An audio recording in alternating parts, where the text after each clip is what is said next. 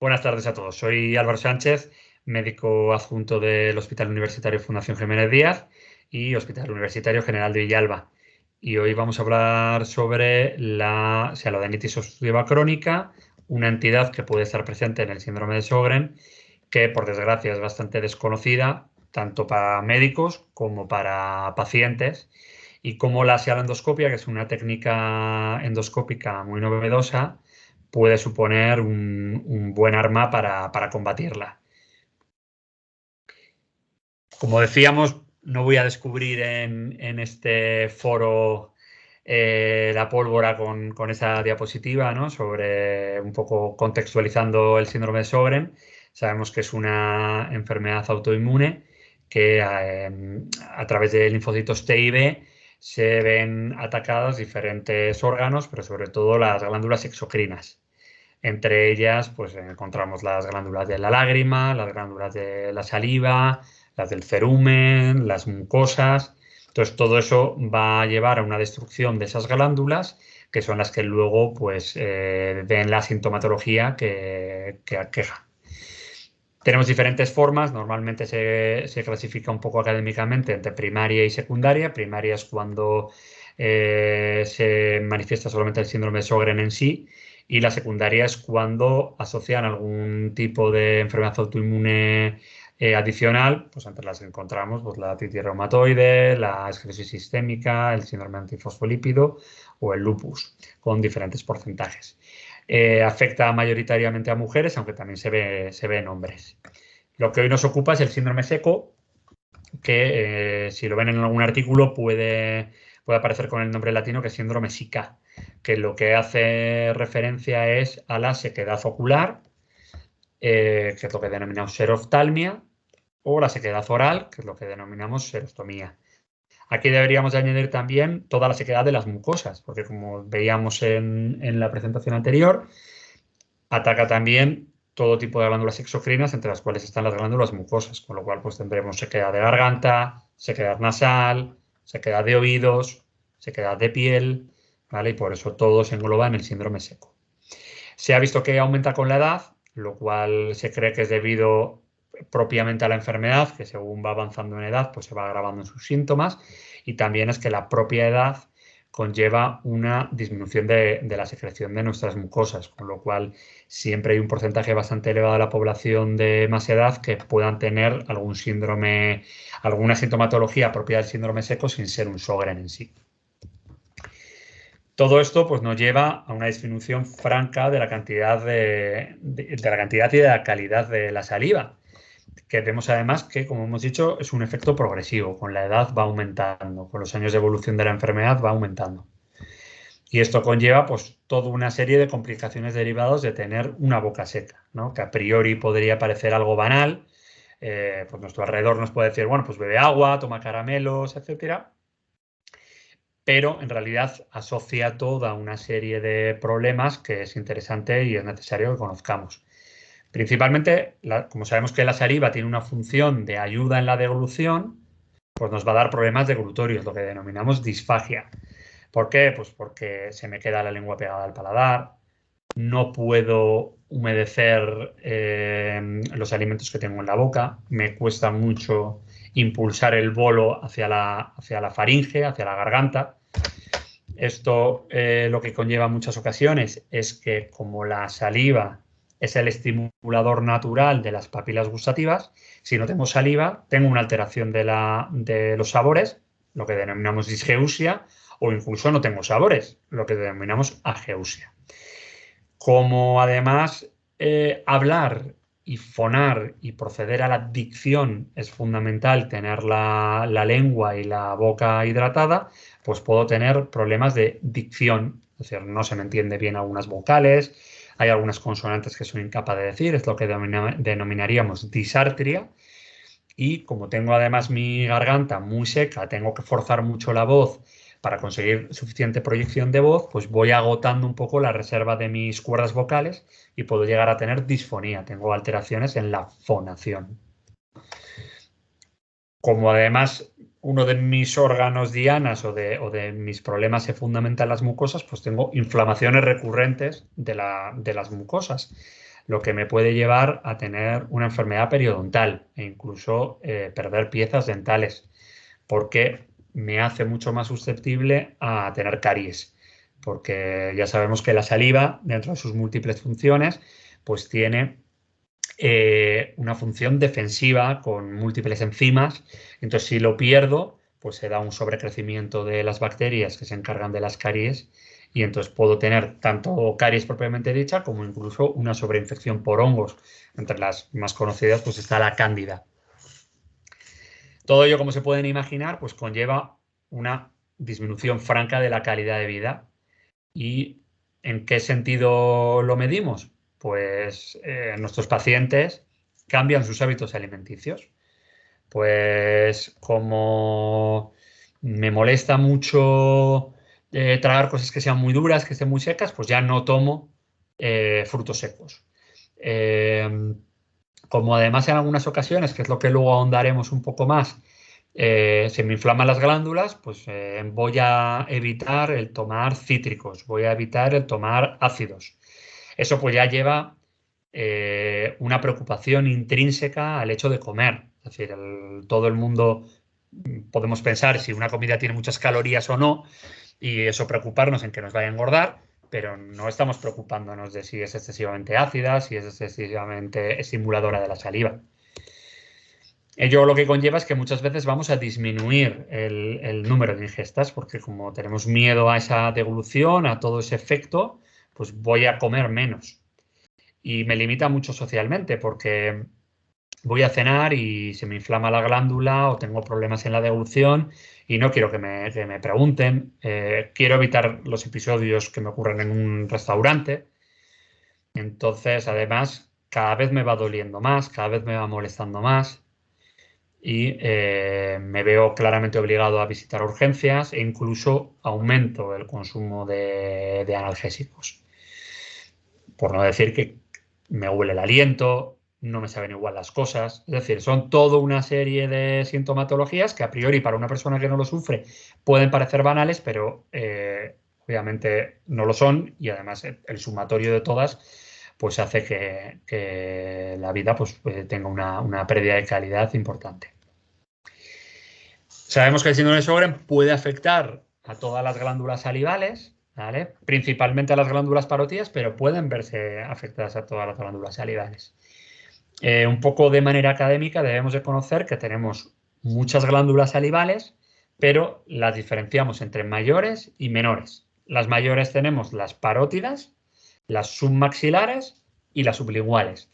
Y las menores son unas glándulas que se llaman, valga la redundancia, glándulas salivales menores, que son unas bolitas muy pequeñas que se localizan alrededor de toda la mucosa de la boca, de la nariz, incluso de la garganta.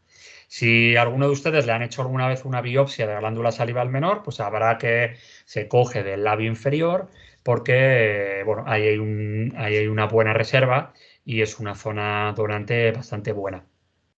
Si aún así tenemos un poco dudas de dónde se localizan esas glándulas, pues tenemos que conocer que la glándula parótida hace, como vemos en la imagen, una J, ¿vale? Es una J invertida hacia atrás, rodeando la oreja, ¿vale? Por delante de la oreja estaría el palo grande y por debajo de la oreja el palo pequeño.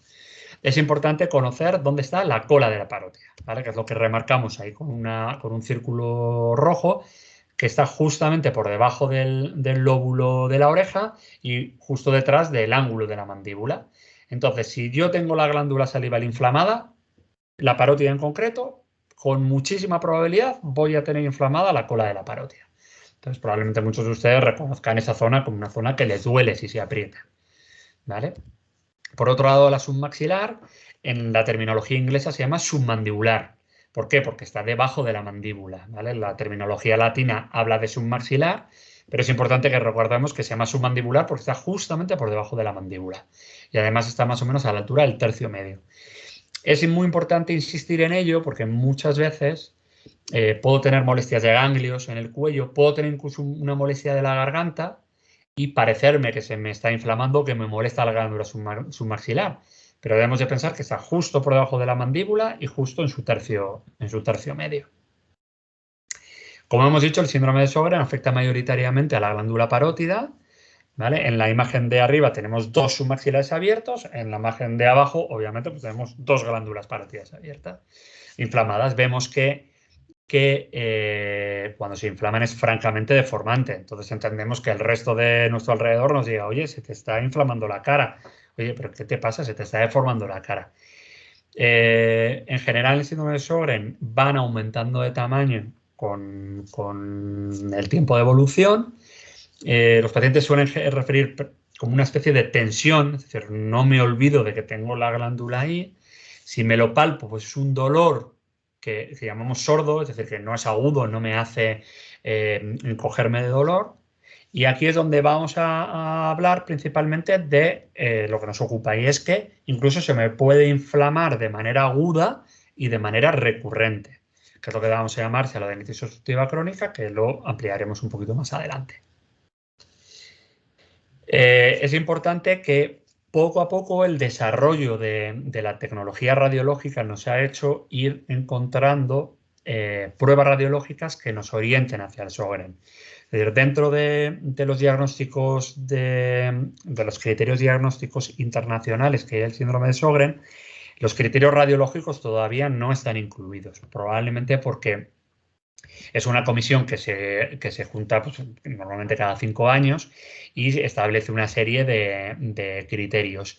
Y dado que muchas de las pruebas radiológicas de las que vamos a hablar no están generalizadas, pues no se puede generalizar que todos los hospitales del mundo tengan esos criterios. En un futuro probablemente se sustituirá la biopsia de glándula salival menor por pruebas radiológicas que cada vez son mucho más sensibles.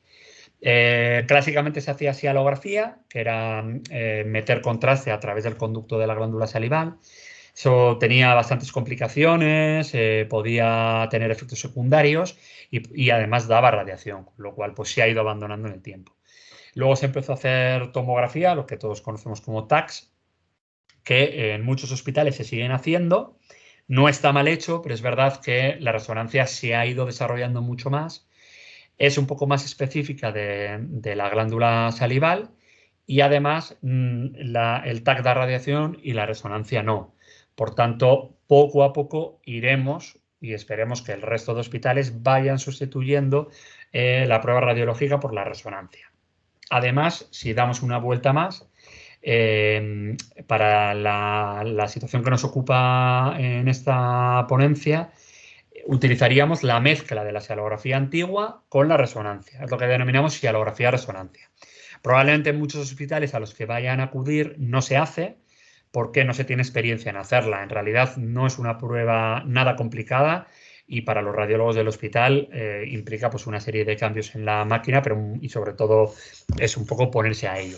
La sialografía-resonancia es una prueba dinámica, es decir, nosotros lo que hacemos es al paciente le damos limón, es decir, le damos un zumo de limón, literal, 10 minutos antes de la prueba. Ello lo que provoca es una producción aguda muy grande de saliva y utilizaremos esa saliva, entre comillas, como contraste. Es decir, no vamos a pinchar nada en la vena, no vamos a meter ningún contraste, sino que vamos a utilizar la saliva para que nos dibuje toda la glándula salival. Es, por ejemplo, la imagen que vemos ahí. Eso es una resonancia, entonces vemos que a ambos lados hay como unas bolitas blancas, pues eso es una resonancia con una imagen muy sugerente de un síndrome de Sjögren que hace como microbolitas dentro de las parótidas que en algunas ocasiones se diagnostica como quistes, pero que en realidad no son quistes, son unas estructuras que hay dentro de la glándula que se llaman acinos. Entonces, bueno, poco a poco les irán sonando estas pruebas porque se irán imponiendo con el tiempo. ¿Y qué tratamiento se hace clásicamente de la boca seca? Pues hay que beber mucho agua, se pueden poner unas gotas de limón en el agua pues para favorecer como cítrico que son pues la producción de saliva. Se puede hacer una hidratación indirecta pues poniendo un humidificador en casa, en el área de trabajo. Hay algunas pastillas o algunos fármacos de saliva artificial. El resultado es un poco arbitrario, es decir, hay pacientes que les va muy bien, hay otros pacientes que no les sirve para nada. Pues bueno, yo lo probaría y si no funciona, pues obviamente no continuaría con ello. Por desgracia, la saliva artificial pues, tiene un precio notable. como tantos otros fármacos para el síndrome de Sjögren, pues no están incluidos dentro de la seguridad social. Pero bueno, yo lo probaría y si me funciona, pues obviamente lo utilizaría, pero si no, lo abandonaría. Es importante revisar un poco los fármacos que se toman. A ver, la mayoría de ellos pues son mandados por los médicos pues porque no hay otra, pero que muchos de ellos provocan una sequedad. Ejemplos claros son los diuréticos, por ejemplo, pues habría que intentar hablar con el médico al cargo pues para intentar ajustar ese diurético para que intentar disminuir la boca seca. Hay algunos medicación pues ansiolítica, antidepresiva, hipnótica del sueño que puede también provocar sequedad. Entonces, claro, pues tengo la boca seca por mi síndrome, pero además se me agrava con los fármacos que tomo. Es muy importante mantener una adecuada higiene dental, porque como hemos hablado, hay mayor posibilidad de aparición de caries. Y sí que me gustaría insistir un poco en los colutorios, ¿vale? Tenemos como una especie de bombardeo publicitario en la tele, de que hay que enjuagarse con colutorios, que es fundamental para tener una adecuada higiene dental. Y bueno, yo creo que eso hay que cogerlo un poco con pinzas, es decir, no es estrictamente necesario hacer un enjuague, un colutorio para asegurar una buena higiene dental. Hay muchos dentistas que mandan con muy buen criterio colutorios porque se tiene una enfermedad periodontal, porque tengo un sangrado gingival muy habitual. Eso, por supuesto, que está bien dado. Pero la gran mayoría de los colutorios que anuncian en la tele, que venden en supermercados, etcétera, suelen tener una base alcohólica muy grande o una base de clorexidina muy grande. Y eso lo que conlleva es una excesiva acidez en la boca y provoca un barrido de la flora natural de la boca, con lo cual empiezan a crecer otros gérmenes que no deberían de estar ahí y hay muchas más aftas bucales, se seca mucho más la boca. Pero bueno, yo tendría cuidado con eso. Otras manifestaciones que tenemos en el área otorrinolaringológica principalmente es la sequedad nasal, es decir, como afecta a mis mucosas se dedican a hidratar mi mucosa nasal, valga la redundancia, y entonces eso me lleva a tener muy seca la nariz, a tener costras, esas cosas me molestan, con lo cual me las rasco, me sangra, genero otras costras, entonces es un círculo vicioso que hace pues tener una incomodidad muy importante en la nariz y además podemos tener sangrados de repetición. Y como hemos dicho anteriormente, pues se me seca la mucosa faríngea, con lo cual pues tengo mucha sequedad de garganta. Como se pueden imaginar, pues no hay un fármaco mágico, no hay una recomendación mágica.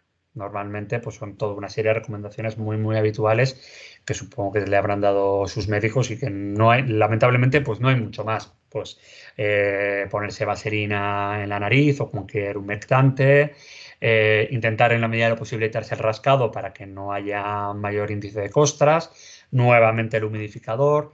Y aquí sí que me gustaría insistir en los lavados hipertónicos, ¿vale? Los lavados hipertónicos pues son los clásicos Rinomer, Sinomarin, vamos, el agua de mar que venden en la farmacia, que está muy bien, no tengo nada contra ella, pero si se fijan en la cantidad que hay, pues tenemos de diferentes tipos. Normalmente suelen ir divididos por fuerzas. Fuerza 0 es pediátrica, fuerza 4 es de adulto. Entonces, no hay que pensar que la fuerza 4 es mejor y que la fuerza 0 es menor, sino que cada uno de los lavados tiene una función, ¿vale? Cuando queremos arrastrar costras, necesitamos mucha fuerza. Cuando queremos hidratar la nariz, necesitamos menos fuerza, ¿vale? Con lo cual, en nuestro caso, lo que haríamos sería coger un suero isotónico, ¿vale? Que no me llene la nariz de sal, porque la sal me va a secar todavía más. Y ahora lo que vamos a hablar es de lo que habíamos dejado un poquito apartado, que era la sialodenitis obstructiva crónica. Entonces, bueno, para que no se nos quede esta cara al decir este término, ¿vale? Pues vamos a ir definiéndolo poco a poco, ¿vale? ¿Qué es una sialodenitis? Pues la sialodenitis es la inflamación de una o varias glándulas salivales, ¿vale? ¿Cuándo ocurre? ¿O qué formas de presentación hay? Pues hablaremos de aguda, cuando es un episodio único que se resuelve espontáneamente. Pues ahora se me inflamó la glándula así de manera muy grande, muy notable, hace un mes y no me ha vuelto a ocurrir. Pues hablaríamos de una sialodenitis aguda. ¿Qué es crónica? Cuando tengo una inflamación persistente. Se debe de asumir que todos los pacientes con síndrome de Sjögren tienen una inflamación crónica en sus glándulas, ¿vale? Pero no es lo mismo que tener una sialodenitis obstructiva crónica, porque esto lo que conllevará es que se me inflama de manera aguda en varias ocasiones, es decir, podemos decir que es recurrente. Bueno, pues este mes se me han inflamado 3 veces las glándulas, ¿vale? Claro, cuando yo digo que se me inflama la glándula es que hincha de tamaño, se aumenta de tamaño, es decir, mi alrededor dice, oye, pero ¿qué te está pasando? Pero si se te está deformando la cara. Es decir, es algo que es llamativo y obviamente molesto. Entonces, se me puede inflamar la glándula o se me puede inflamar el conducto, ¿vale? Como pueden ver en las imágenes, pues es muy deformante, se nota evidentemente, ¿vale? Se puede inflamar el conducto, pues por ejemplo vemos en la paciente de abajo a la izquierda cómo se remarca como un cordón en el lado derecho de su cara, que es el conducto de la glándula parótida, ¿vale? Se va a manifestar en forma de crecimiento de la glándula, dolor, y yo me lo toco y voy a tenerlo caliente. Es decir, hay una inflamación aguda. Y puede evolucionar a que se resuelva espontáneamente, pues al cabo de unas horas, incluso un día, ha disminuido de tamaño y ya no me molesta. Puedo incluso que a través de mi conducto salga moco, salga arenilla, o como tenemos en la imagen del medio a la izquierda, esta de aquí, que salga incluso pus, ¿vale? Que esté sobreinfectado. Es decir, la saliva retenida puede sobreinfectarse y dar una infección. Entonces, para un tratamiento agudo, ¿qué es lo que tenemos que hacer? Pues como cualquier inflamación que tengamos en el cuerpo. Analgesia, ¿vale? Nosotros siempre vamos a intentar ir contra la inflamación, siempre recomendaremos tomar un antiinflamatorio, el paradigma sería el ibuprofeno.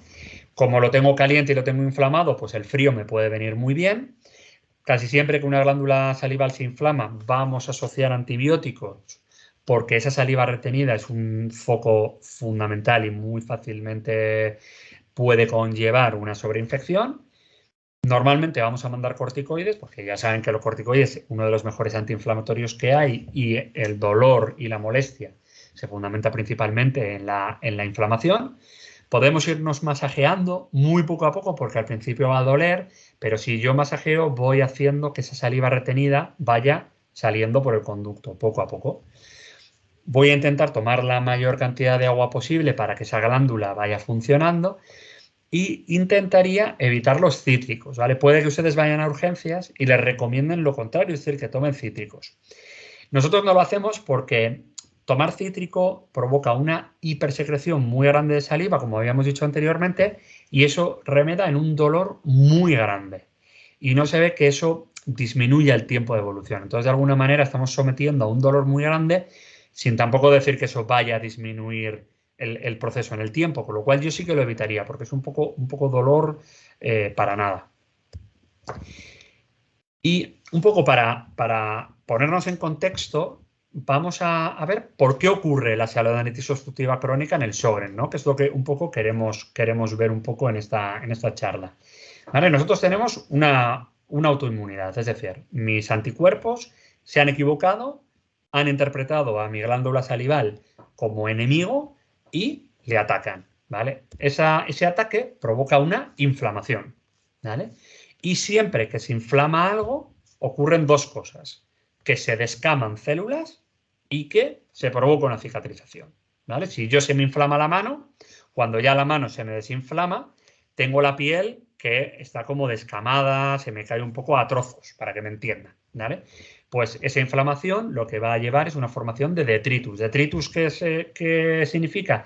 Que tenemos muchísimas células muertas, ¿vale? Células muertas que se han inflamado y ya no funcionan y esas células muertas se caen al camino donde debería de ir la saliva y acaban formando como tapones, ¿vale? Es decir, provocan una obstrucción, ¿vale? Esa obstrucción, por desgracia, además también provoca una inflamación.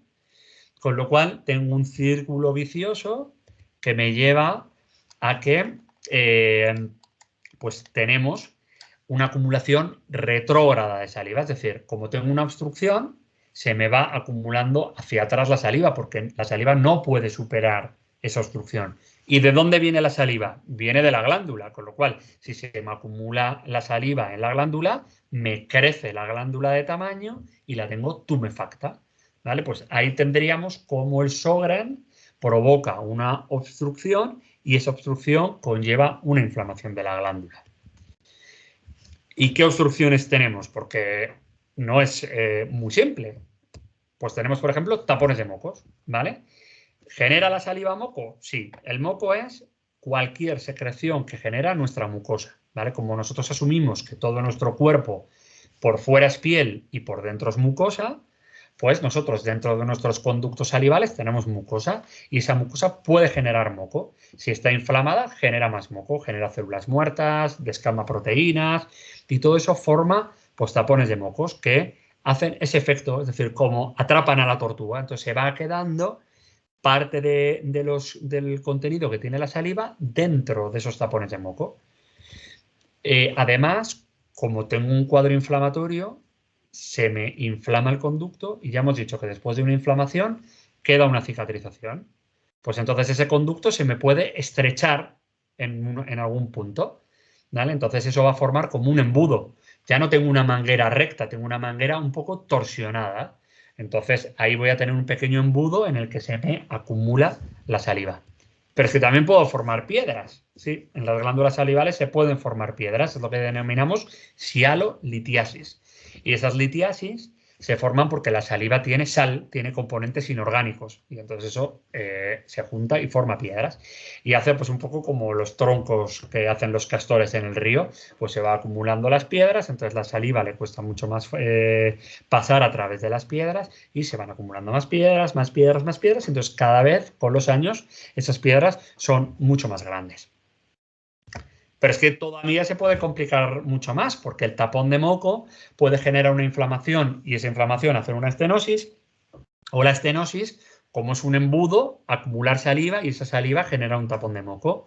O la estenosis puede hacer que se forme una piedra, o la piedra puede hacer que forme una inflamación y se forme estenosis. O todavía peor, la piedra puede hacer que se forme moco, el moco puede hacer que forme piedra, con lo cual nuevamente pues tenemos todo un círculo vicioso que hace que la obstrucción, una vez que se instaura, vaya a peor con el tiempo.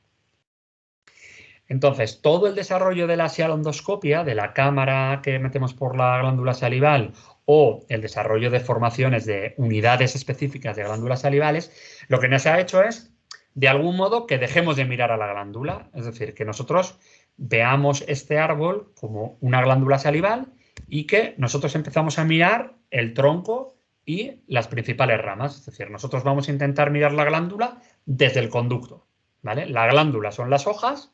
En las hojas se genera saliva y esa saliva va viajando por las ramitas pequeñas, luego por las ramitas grandes y luego por el tronco, ¿vale? Por tanto, yo lo que voy a hacer es centrarme en esa parte verde, en el conducto, ¿vale? Todo lo demás, todo lo morado, será la glándula. Entonces eso ha conllevado un cambio de paradigma, ¿vale? Porque nuestro foco queda centrado en otra parte de la vía salival. Entonces, ¿qué es la sialondoscopia? Probablemente muchos de ustedes no hayan oído hablar nunca de ella y todavía peor, muchos de sus médicos no hayan oído hablar nunca de ella, porque es una tecnología muy reciente, ¿vale? En medicina, 20, 25 años de una tecnología es algo que es muy reciente y siempre tarda mucho en llegar un poco a todos los sitios. ¿Qué es la sialondoscopia? Pues es una técnica que nos permite introducir una cámara a través de los conductos salivales mayores y viajar a través del conducto y de toda la vía salival. ¿Para qué nos sirve? Pues nos sirve, por un lado, para diagnosticar, ¿vale? Porque muchas veces yo tengo un problema en la glándula salival, voy al médico, el médico me pide una prueba de imagen y la prueba de imagen dice que no tengo nada, ¿vale? Pero yo sigo teniendo un problema porque a mí la glándula se me inflama recurrentemente. Entonces, en esos casos, la sialondoscopia, al meternos dentro de la vía salival, dentro de la glándula, es capaz de diagnosticar cuál es el problema. Y luego, aparte, nos permite hacer terapéutica, es decir, nos permite tratar esa causa obstructiva, ¿vale? Y lo haremos dentro del conducto. Como decíamos, la historia es muy moderna, ¿vale? En Europa se lo debemos de agradecer a un otorrino que está en Ginebra, que se llama Francis Marshall, que es un poco el que fue el impulsor de todas estas tecnologías. Se cogió la tecnología que se utilizaba por los urólogos para alcanzar el riñón o alcanzar el uréter y se adaptó para las glándulas salivales. Obviamente no vamos a entrar en las fechas, pero sí que es interesante saber que el primer sialondoscopio, la primera cámara que se desarrolla de una manera un poco reglada, es en 1998. Eso en medicina es hace muy poco tiempo. ¿Vale? Y el primer libro específico que se ha escrito sobre sialondoscopia es en inglés y fue en el año 2016, con lo cual estamos hablando de una historia muy moderna y por ello debemos de asumir que en la grandísima mayoría de los hospitales de España no se hace sialondoscopia. Con el tiempo se hará, no sé cuánto se tardará, pero con el tiempo se hará. Entonces, la sialondoscopia, como podemos ver en la imagen, ahí tenemos una persona que le estamos operando una glándula parótida y entonces metemos la cámara a través del conducto principal y alcanzamos la localización donde estaría la parótida. Lo que vemos rojo es la luz que se transilumina desde la glándula a la piel. ¿Vale? Normalmente lo hacemos con anestesia general, se puede hacer con anestesia local, pero honestamente es muy incómodo para el paciente porque tenemos que estar metiendo suero constantemente, ese suero cae a la boca y para generarlo es muy incómodo para el cirujano porque el paciente está incómodo, abre la boca, cierra, traga, como haría yo, y eso pues hace que el procedimiento sea un poquito más complicado. Se hace con anestesia general, como decíamos, pero suele ser un procedimiento en la grandísima mayoría de las casos ambulatorio. El mismo día nos vamos para casa. Se hace siempre a través de la boca, ¿vale? No hay que hacer ninguna cicatriz externa. Perdón.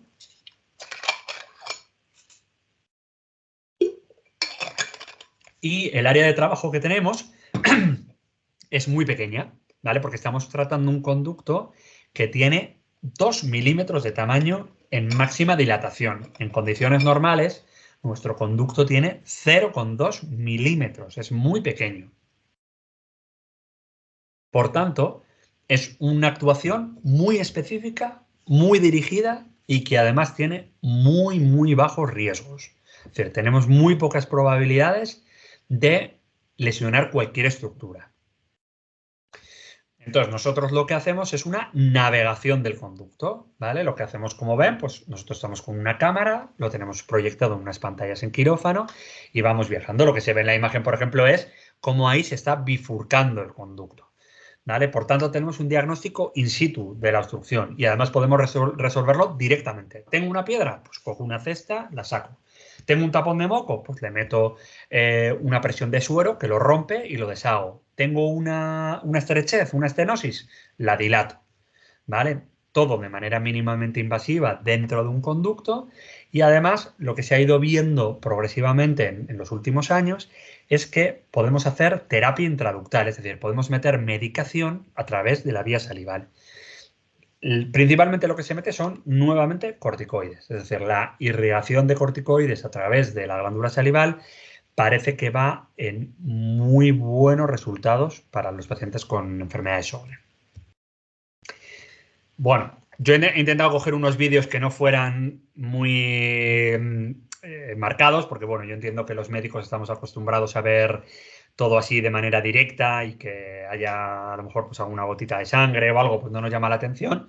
Entonces, bueno, he intentado que no fueran especialmente para generarlo asquerosos, ¿vale? No, no lo son. Aquí lo que estamos viendo es en el lado izquierdo es una dilatación de la vía salival parotídea, ¿vale? De la parótida. Y en el lado derecho vemos una dilatación de la vía salival de la glándula submaxilar.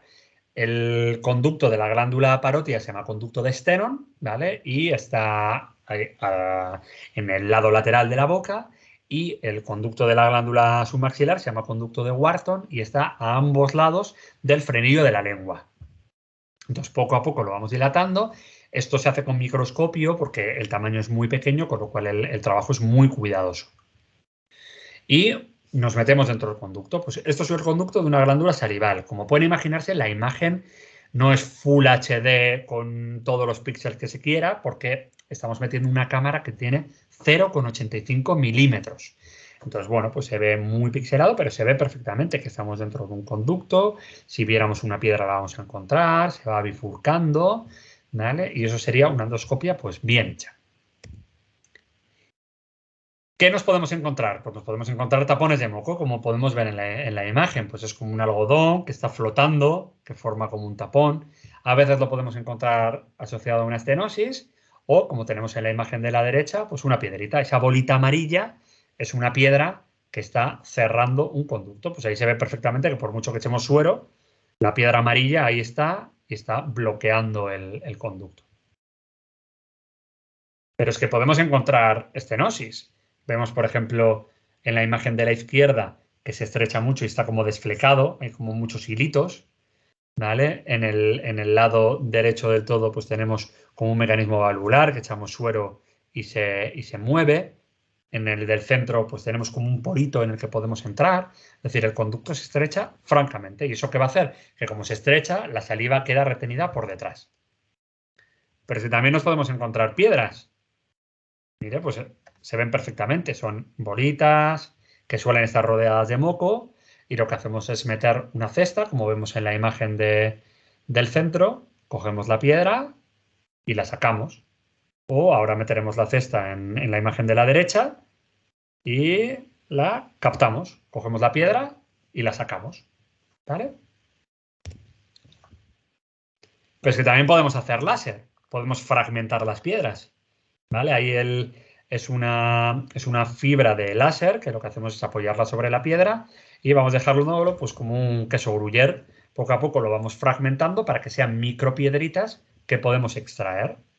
¿Vale? Y podemos llegar a encontrar todas estas piedras. ¿Vale? O sea que no es baladí. Las piedras están presentes en las glándulas salivales. ¿Vale? Y por tanto pueden también afectar a pacientes que tengan síndrome de Sjögren. Pero es que a veces incluso nos encontramos aquí toda la cantera, ¿vale? Y hacemos bailar, les hacemos bailar. Les echamos suero y tenemos ahí, pues no sé, este paciente yo creo que tenía como 8 piedras, ¿vale? Pues nada, eso es un procedimiento divertido, porque tenemos que ir sacando de una en una, de una en una, de una en una, pero bueno, el paciente está fantástico y está como nuevo, ¿vale? Y bueno, vamos a revisar un poquito cuáles son los resultados que están publicados hasta la fecha respecto a la endoscopia. Nosotros los médicos intentamos siempre centrarnos mucho en lo que está publicado, ¿vale? Porque para poder avanzar en medicina, lamentablemente se necesita estudiar mucho, se necesita muchos pacientes y se necesita tener un seguimiento muy prolongado para poder decir que determinado acto ayuda o no a nuestros pacientes, ¿vale? Pues tenemos ahora mismo julio del 2021, revista Laryngoscope, que es una de las mejores revistas del mundo, un metaanálisis, ¿vale? El metaanálisis es dentro del nivel científico de un artículo es el más alto, ¿vale? Porque es un artículo de artículos. Lo que hace es coger muchos artículos publicados sobre un tema y los analiza estadísticamente, es decir, critica artículos que ya están publicados. Y tenemos uno publicado en julio que, como vemos, pues es endoscopia en enfermedad de Sjögren, una revisión sistemática, es decir, vamos a ver para qué sirve la endoscopia y vamos a ver si verdaderamente ayuda a nuestros pacientes. Pues los resultados no pueden ser mejores porque dice que claramente mejora la sialodenitis obstructiva crónica, es decir, una vez que le hacemos a nuestros pacientes la endoscopia, su índice de inflamaciones recurrentes disminuye francamente y su calidad de vida mejora, pero además es que se empiezan a encontrar resultados prometedores en la función de la glándula, es decir, podemos conseguir que la boca esté un poco más húmeda y que se genere un poco más de saliva.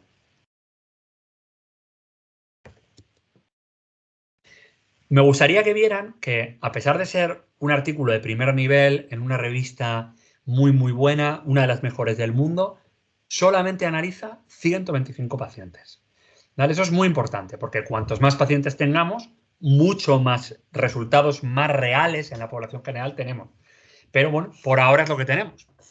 Entonces, lo que nos habla el metaanálisis es que mejora significativamente la incidencia de sialodenitis obstructiva crónica, es decir, a los pacientes operados tienen mucha menos incidencia de inflamación, tienen muchas menos piedras, tienen mucha menos inflamación glandular, se reduce el dolor, mejora el flujo salival y los pacientes refieren que tienen menor sequedad de la boca.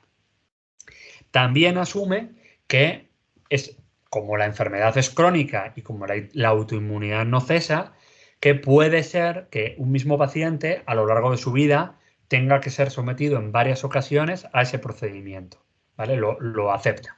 Pero también dice que como el procedimiento tiene muy bajo riesgo y tiene un potencial gran beneficio, pues se puede aceptar esas prerrogativas.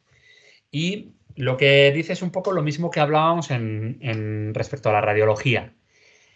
En muchas ocasiones, nosotros ya lo estamos viendo, tratamos a los pacientes antes de la sialodenitis obstructiva crónica que del propio Sjögren. Es decir, el paciente no sabe que tiene Sjögren todavía, pero ya tiene una manifestación en forma de sialodenitis obstructiva crónica. Y cuando operamos, pues vemos hallazgos típicos del Sjögren durante la sialondoscopia. Entonces, bueno, puede ser un nuevo método para diagnosticar lo más precozmente posible el síndrome.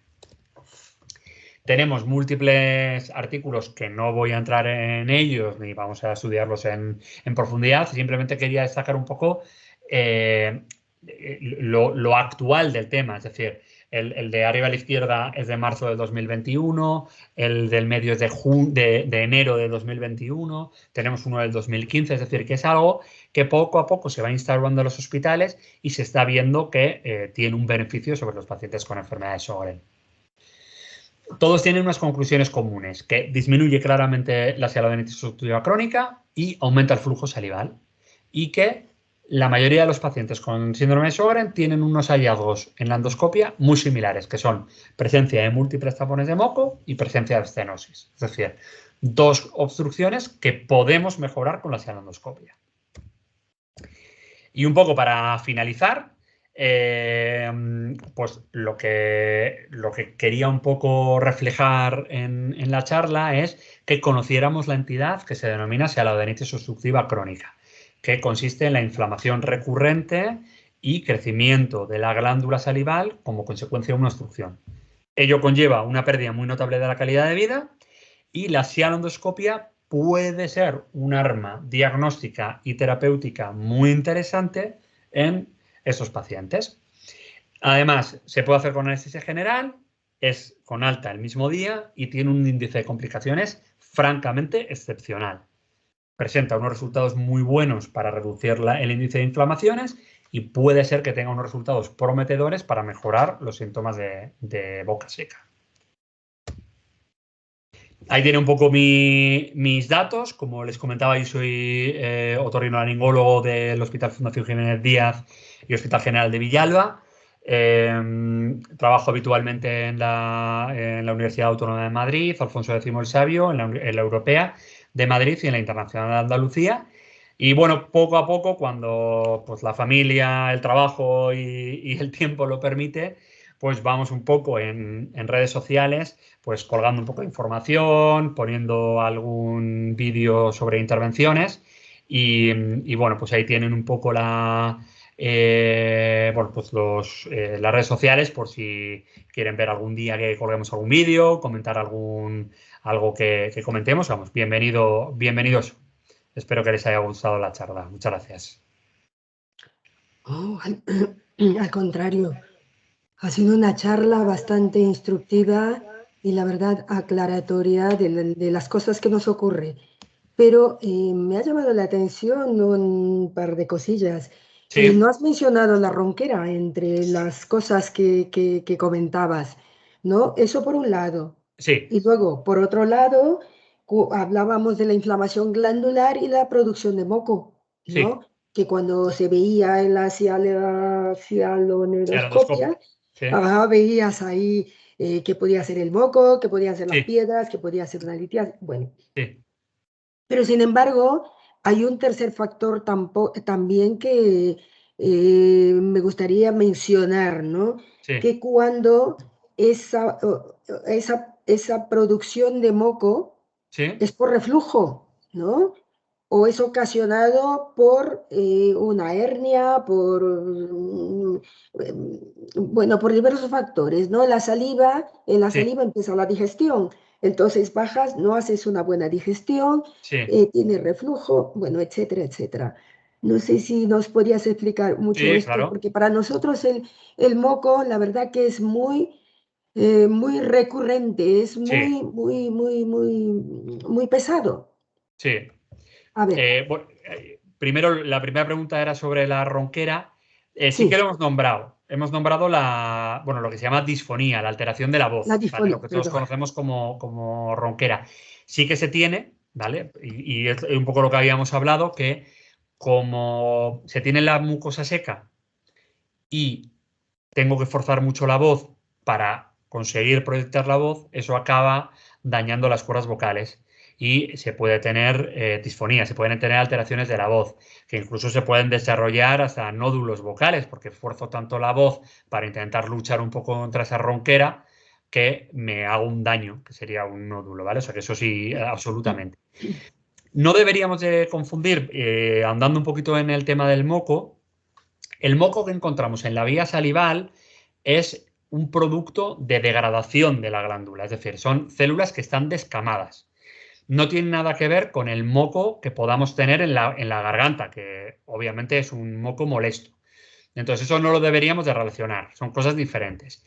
El moco que se genera en la garganta, en efecto, puede estar relacionado con el reflujo gastroesofágico, porque el reflujo gastroesofágico lo que ocurre es que porque tengo una hernia de hiato, porque genero demasiado ácido en el estómago, pues parte de ese ácido sube por el esófago y llega a la laringe y a la faringe. La laringe y la faringe son zonas que no están preparadas para ese ácido, con lo cual se intenta defender. ¿Y de qué manera se defienden?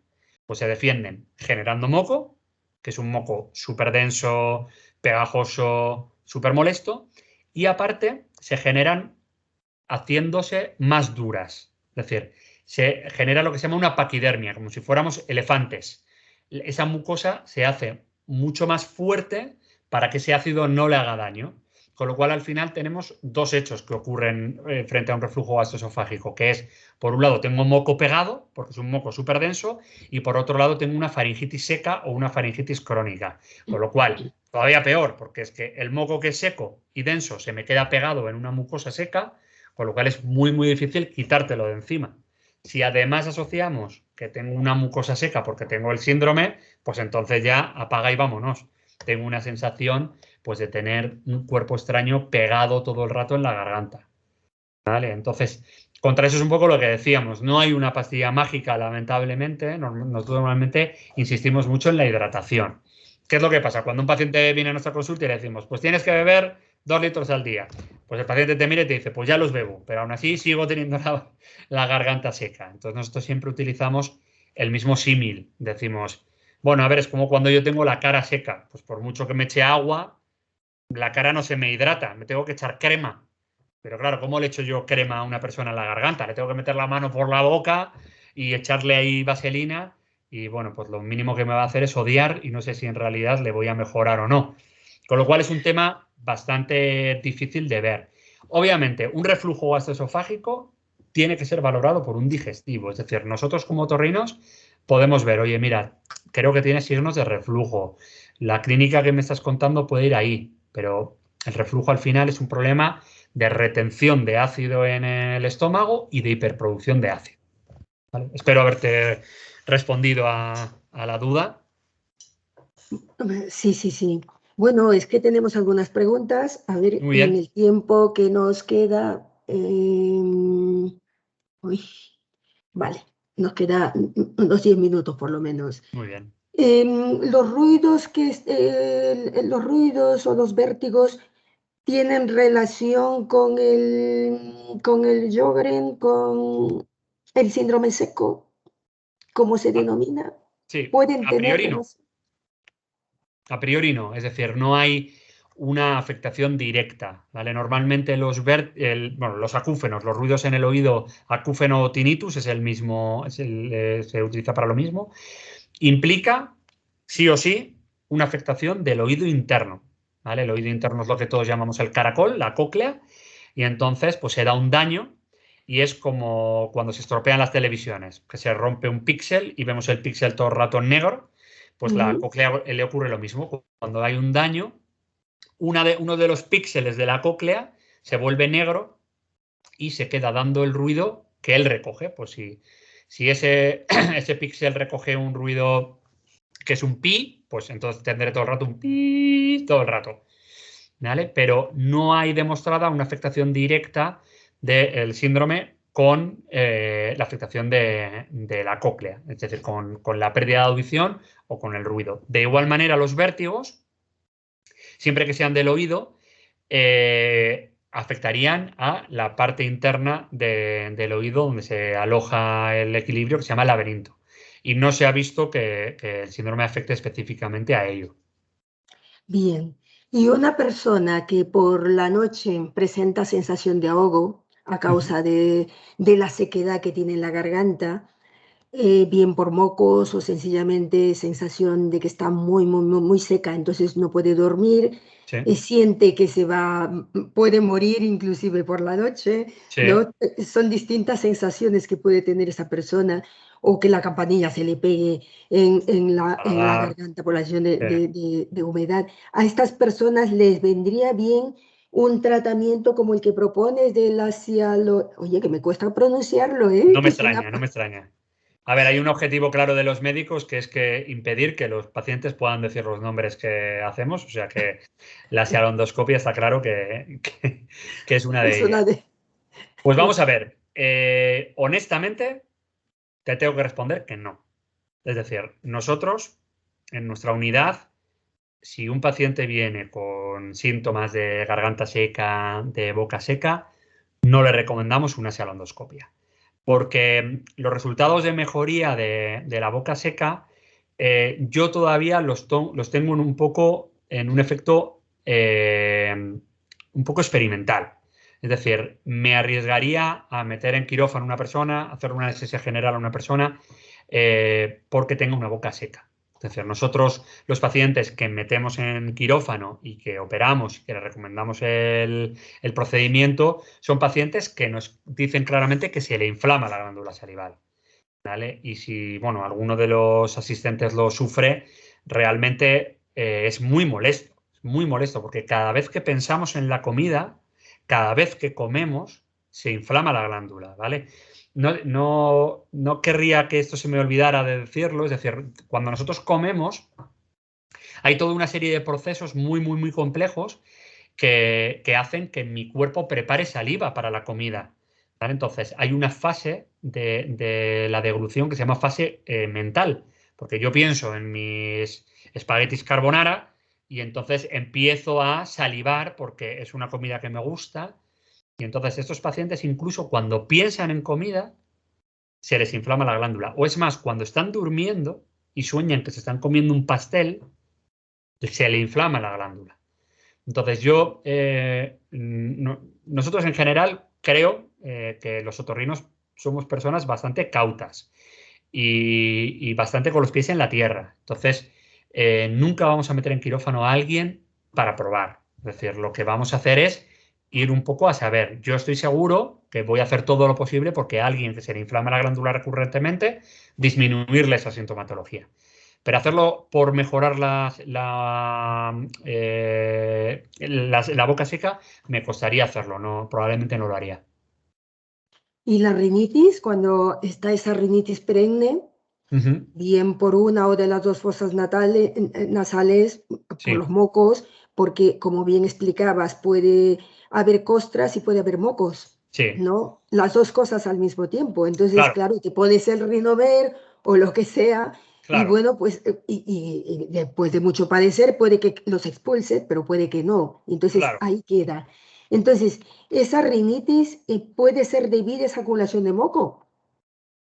A ver, la rinitis en sí, el término rinitis es simplemente la inflamación de la mucosa nasal. Entonces, si tenemos una rinitis con costras, es lo que denominamos rinitis seca. Ese tratamiento, ahí lo que tenemos que hacer es tratar con humectantes. Vaselina, la Nivea de la cara, pues me la meto también por la nariz. Hay diferentes formas. A nosotros, por ejemplo, nos gusta una que se llama Letibalm, que hay una para los labios y también hay una que es para nariz. Entonces, de esa manera lucharíamos contra eso. Pero claro, una persona por tener síndrome de Sjögren no le hace que no pueda tener una rinitis normal. Es decir, que yo vivo en Madrid, aquí hay muchísimas arizónicas y se tiene una rinitis muy grande. O hay mucha polución y tengo una rinitis muy grande. Con lo cual, esa rinitis sería diferente y no habría que achacársela al síndrome de Sjögren, pero habría que tratarla también. Y eso normalmente, esa rinitis, se trata, siento decirlo otra vez, con corticoides, pero esta vez nasales. Es decir, se echa un spray que solamente te hace efecto dentro de la nariz. ¿Vale? Pero habría que tratarlo de dos maneras. Por un lado, la sequedad y por otro lado, esa reacción de la nariz que genera moco y que genera congestión. Bueno, María José nos pregunta que qué opina sobre la bromelina para drenar las glándulas y bajar la inflamación. Pues podríamos estar alrededor de 2 horas hablando de ella. Pues la realidad es que no me la creo mucho. O sea, no hay muchas publicaciones al respecto, no tiene muchos pacientes, los pacientes que he visto que la utilizan no están especialmente contentos.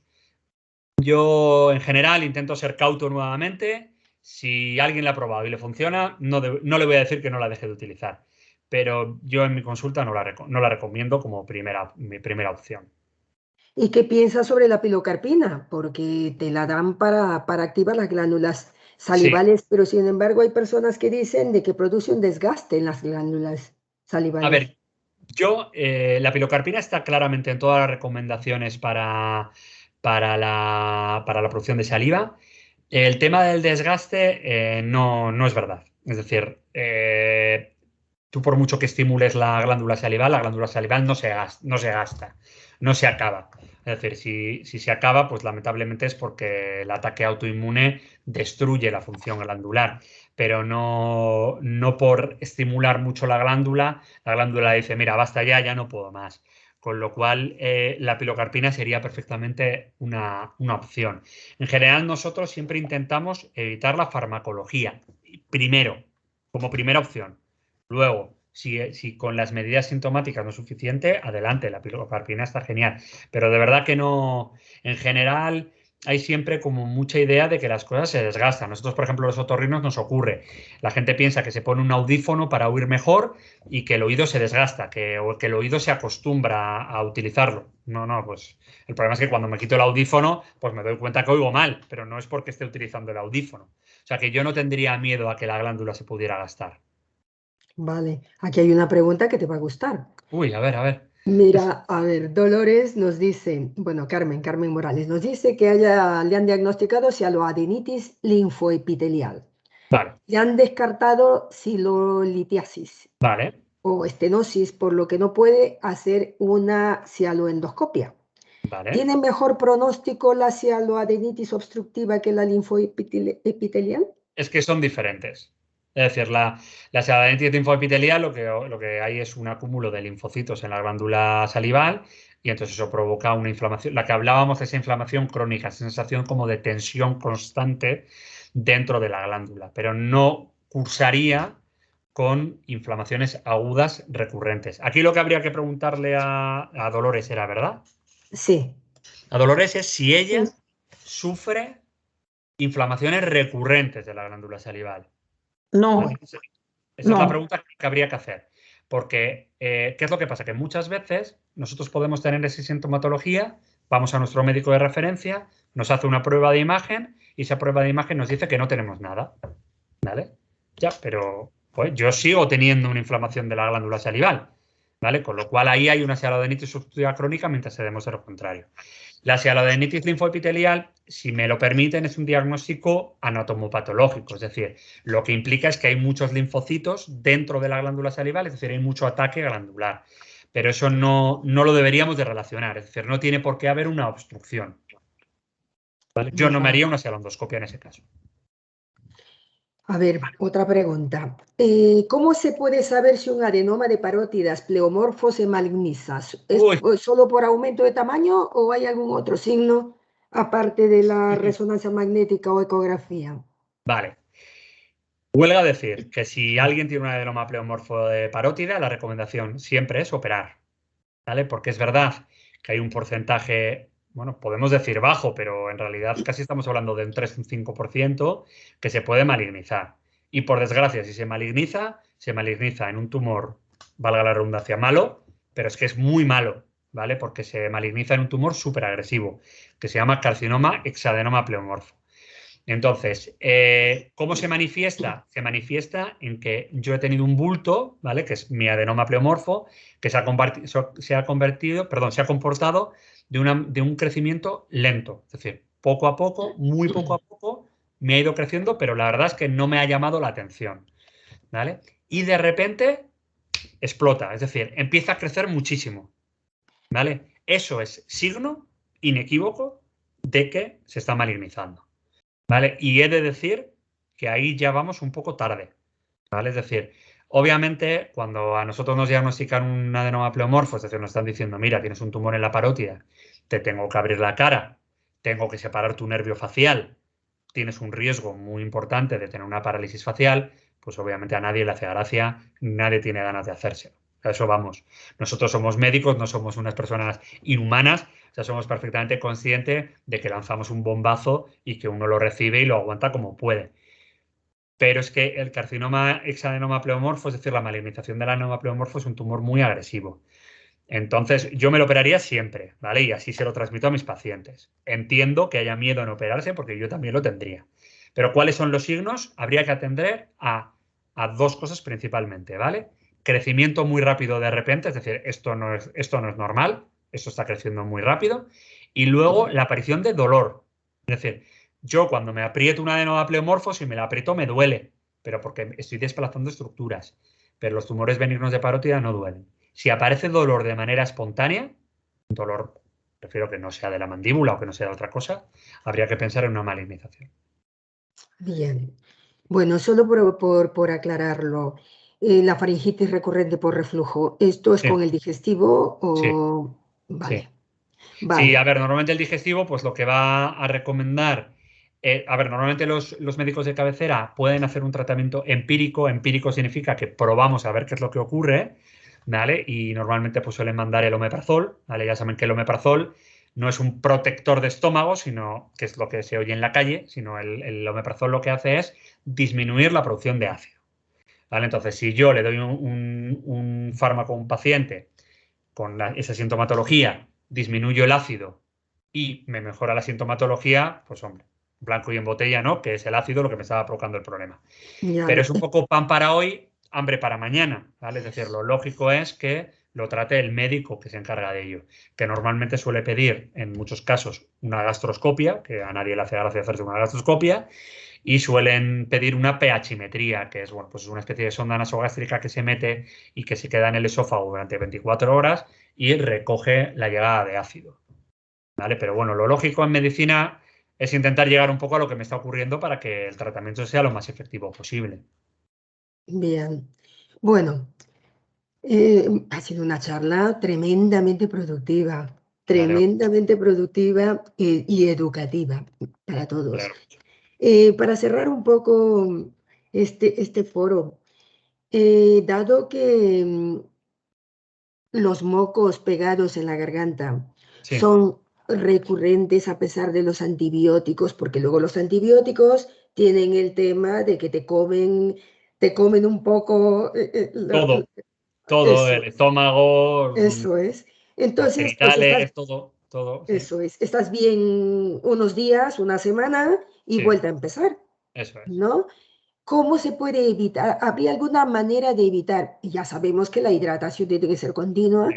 y la tenemos, pero a pesar de la hidratación, a pesar de los vaos, a pesar de muchas cosas que utilizamos, siempre vuelve. ¿Hay alguna manera de retenerla un poco, de controlarla? A ver, es complicado. Sí que me gustaría incidir un poco en el tema de los antibióticos, ¿vale? Deberíamos de tener como un síntoma que es la fiebre, ¿vale? Que eso nos va a orientar a que el antibiótico me pueda ayudar a algo. Es decir, nosotros vemos que hay un poco sobreabuso de los antibióticos, ¿vale? Y hay como una excesiva confianza en que los antibióticos lo curan todo. Entonces, los antibióticos son lo que son, es decir, son unos fármacos que funcionan perfectamente para lo que funcionan, pero no debemos de tenerlos como una especie de salvaguarda para todo lo que me ocurre, ¿vale? Y obviamente no me refiero a los pacientes, sino me refiero a los médicos. Es decir, los antibióticos no disminuyen la producción de moco, no licúan el moco, los antibióticos lo que hacen es o curar una infección o prevenir de una infección, ¿vale? Los mocos en la garganta rara vez dan una infección, ¿vale? Rara vez. Podrán ser molestos, influyen en todo, pierdes calidad de vida, pero rara vez va a dar una infección. Con lo cual nosotros, en la grandísima mayoría de los casos, no mandamos un antibiótico en estos casos. Respecto al tema de cómo luchar contra ello, pues me encantaría poder dar una pastilla mágica. A ver, nosotros normalmente solemos recomendar tomar caramelos, ¿vale? Porque al final, cuando uno está tomando mucha hidratación, pues al final se pasa todo el día en el váter, con lo cual, pues sí, tengo la garganta muy bien, pero estoy todo el día orinando, con lo cual yo intentaría en la medida de lo posible tomar caramelos, pero ojo, yo evitaría los caramelos específicamente de eucalipto, menta, mentol, ¿vale? Porque esos caramelos van fatal, fatal. Al igual que, por ejemplo, los baos de eucalipto van fatal. Uno, mientras se lo hace, lo tiene todo muy hidratado, pero luego la mucosa se queda francamente seca. Todos recordamos cuando nos hacían baos de eucalipto cuando estábamos enfermos de pequeños, que luego se nos quedaba la nariz, aparte de ardiendo, súper seca. Entonces yo evitaría esa terapéutica, eucalipto, mentol, menta, yo lo evitaría. Y luego a veces mandamos unas medicaciones de parafarmacia, que probablemente muchos de ustedes ya las hayan probado, que son unos extractos naturales de una planta, que son la equinacia y el propóleo. ¿Vale? Los grandes tomadores de eso son los cantantes profesionales, porque toman mucho para aclarar un poco la voz, para tener como bien hidratada la garganta. Y eso puede ayudar, pero vamos, no tengo confianza excesiva en ninguna de ellas en concreto. Es decir, es el sumatorio de todos junto a la paciencia de cada uno de nosotros lo que hace que pueda valer, ¿vale? Me encantaría poder ser más resolutivo, pero no lo tengo. Bueno, bueno. Oye, nos hemos pasado de tiempo. Lo Muy bien. siento, lo Nada, siento. Es que ha sido una charla de verdad. Estamos todas encantadas, todos me alegro encantados. muchísimo. Me alegro Y muchísimo. te agradezco muchísimo esta charla porque ha sido bastante instructiva. Genial, me alegro ¿Vale? mucho. Bueno, Pues pues nada, pues hablamos. no te vamos a quitar más tiempo. Nada, muchas Ya nos gracias. pondremos en contacto contigo. Muy bien, un Muchísimas verdadero gracias placer. de nuevo. Un Buenas verdadero placer. noches. Muchas gracias. Hasta luego.